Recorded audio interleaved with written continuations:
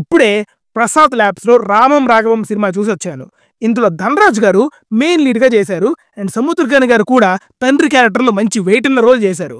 ఈ సినిమా అఫీషియల్గా రేపు థియేటర్స్లో రిలీజ్ అవుతుంది. మరి మీరు ముందెలా చూసారు బ్రో అని అడిగితే మేము మీడియా కాబట్టి మాకు ముందే ప్రీమియర్ వేశారు.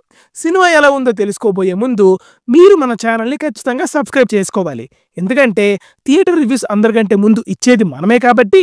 అండ్ ఈ వీడియోకి 1000 లైక్స్ అయితే అడిగేస్తున్నా, కొట్టేయండి చెప్తా. Coming to the story line, రామంకి కొడుకు పుడతాడు.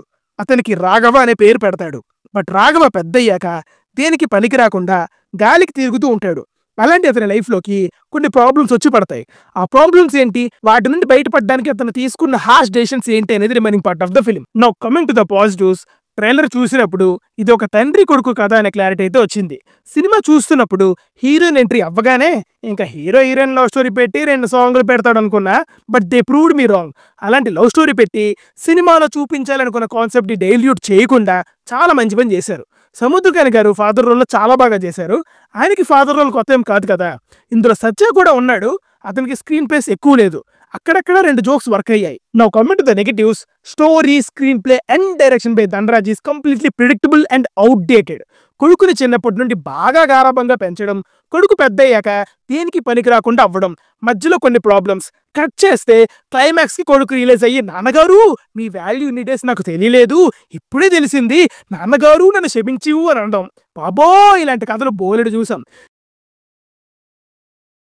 సరే, సిమిలర్ స్టోరీ లైన్ ఉండడంలో అసలు తప్పే లేదు. బట్ ఒక అవుట్డేటెడ్ స్టోరీ ఉన్నప్పుడు ఆ స్టోరీలో క్రియేట్ చేసే drama, emotional elements or problems ఇవన్నీ కొత్తగా ఉండాలి. బట్ అవేవి ఎక్కడ సినిమాలో లేకపోగా మన హీరోకి ఒక్క దగ్గర కూడా బ్రీతింగ్ స్పేస్ ఉండదు. తప్పు మీద తప్పు చేస్తానే ఉంటాడు. చాలా ఫాస్ట్గా అయిపోతాయి అవన్నీ. దీనికి కూడా ప్రాపర్ రీజనింగ్ లేకుండా హై సినిమాటిక్ లిబర్టీస్తో సాగుతా ఉంటాయి ప్రాబ్లమ్స్ కూడా. అసలు ఒక్కటంటే ఒక్క సీన్లో కూడా అయ్యయ్యో అని కూడా అనిపించదు. ధనరాజ్ గారి యాక్టింగ్ కూడా మేబీ ఆయన్ని మన మినిడేస్ కమెడియన్ రోల్స్ లో చూసి ఉండడం వల్ల కావచ్చు, అసలు నెగిటివ్ షేడ్స్ లో ఉండే కొడుకు క్యారెక్టర్ లో అసలు సెట్ అవ్వలేదు. ఆయన సీరియస్ గా మాట్లాడే డైలాగ్స్ అన్ని చాలా ఆర్టిఫిషియల్ గా అనిపించాయి. ఒక చిన్న ట్విస్ట్ తో ఇంటర్వెల్ కార్డ్ పడుతుంది. ఇలాంటివి సీరియల్స్ లో కదరా ఉంటాయి.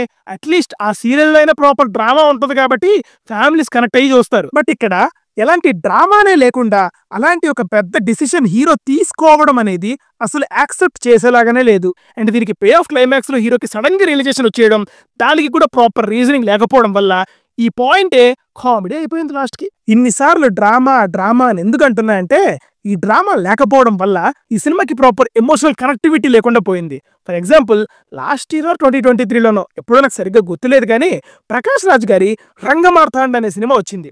ఆ సినిమా స్టోరీ చాలా predictable and almost serial kind of స్టోరీనే అది. అయినా కూడా proper reasoning, proper scenes and screen ప్లేతో ఒక మంచి డ్రామా క్రియేట్ చేసి లిటరల్లీ ఏడిపించేస్తారు. సేమ్ ఇక్కడ కూడా అంతే. రామం రాఘవంలో ఈ ఎమోషనల్ కనెక్టివిటీ మిస్ అవ్వడం is the biggest negative. The final verdict is it's a below average film అండి. రేపు రిలీజ్ అయ్యే డ్రాగన్ అండ్ జాబిలమ్మ నీకు అంత కోపమా మూవీ రివ్యూస్ కూడా అందరికంటే ముందు చూడాలి అనుకుంటే మన ఛానల్ని సబ్స్క్రైబ్ చేసుకొని పక్కనే ఉన్న గంటను కొట్టేయండి. Bye team movies for you.